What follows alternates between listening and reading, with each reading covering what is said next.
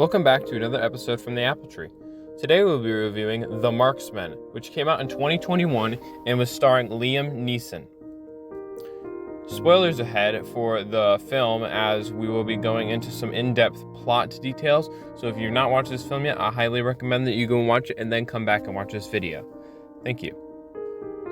Jim Hansen is a normal person who lives by himself at the United States and Mexico border. He finds the Mexican cartel is passing his property, and he reports them and tries to stop them and uphold the law as much as he can. Jim is going through some personal hard trials. He lost his wife a while back, and now he has only his ranch and his beloved dog. However, the bank wants to take away his ranch because he cannot afford the mortgage. This leaves Jim in a little bit of a dilemma, as he wants to struggle to get the money that he can. And we see him in the beginning of the film trying to find work so that he will be able to pay off his debt.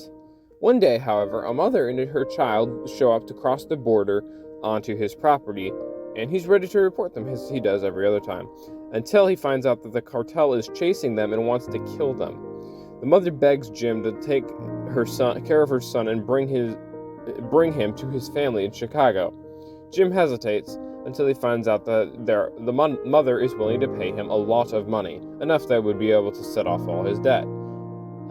Therefore, he agrees to help them, but during a couple minutes of intense action, the mother is shot and passes away. So it is up to Jim to successfully bring her son to the safety in Chicago without being killed by the deadly assassins that work for the cartel. Jim Hansen agrees to help Miguel, the boy. At the beginning, he just wants the money and to be able to pay off his mortgage. It looks like a quick way to earn a buck, for example. However, as time goes on, Jim begins to lose everything. He loses his ranch because the cartel burns it, and they kill his dog, and he even puts his life in danger. However, he doesn't give up on saving Miguel. He knows what's right, and he wants to do his best to save Miguel from those that are after him, because it's not his fault that they are after him. Miguel is very stubborn at the beginning of this film.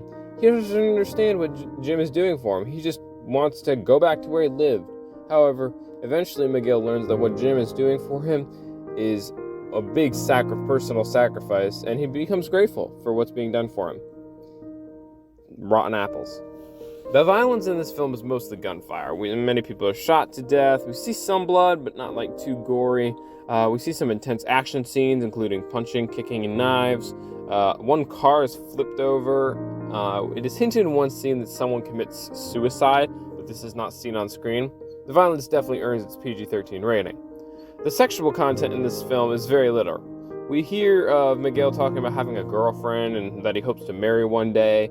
And we see some women show some cleavage, and then a couple of people kiss in the background, but it's not for too long and it's not really passionate.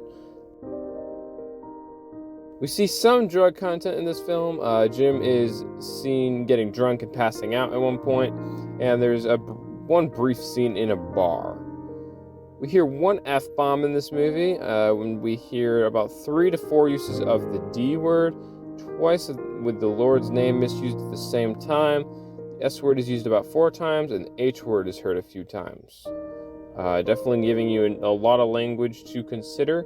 I can tell you that the F-bomb comes up around when Jim is pulled over by a policeman.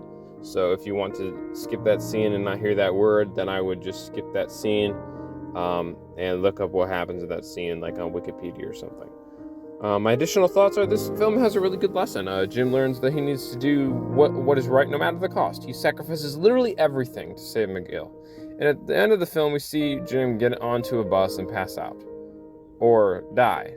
I wish we knew if he actually died or if he just passed out from being exhausted. I mean, it's completely relevant if he's been going crazy for the last couple of days. So it's completely possible all he did was passed out and just was headed back home, and he got back up and he went home and started building up his ranch again. Or it's possible that he just died. We don't know, and therefore it makes it a very sad ending. Another very touching and sad moment is when it's not exactly touching, but it definitely can get the viewer to feel the emotions that the character is when Miguel's mother dies and when Jim loses his dog. Jim literally watches his dog get shot, and that's just it's enough to make a grown adult cry, because that's very sad. I also like that Jim was consistently outsmarting the enemy, because he didn't even know who the bad guy was. Half the time, everyone was their enemy, including the police, who were being paid off by the cartel. Literally, the only person that he could trust was somebody that he was related to. I also like that the movie showed how serious the United States and Mexico border issue is. It explains that we need a solution to the problem because it is a serious issue that needs to be addressed. But the film doesn't go overly into politics, like we need to build a wall or we need to do this, that, the other thing. It basically just tells you what the current situation is. In the end, this was a great thriller movie that I think people will really enjoy. It has a great lesson as well as some great action. The biggest thing to note in this film was the violence and the language, which isn't too much, but definitely something to consider.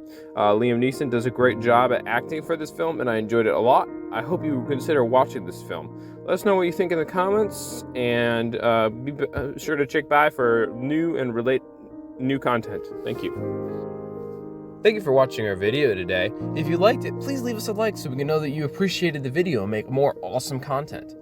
And if you continue to like our content, please give us a subscribe so that you will get notified whenever we release a video. Thank you again for watching today, and we hope to see you around soon.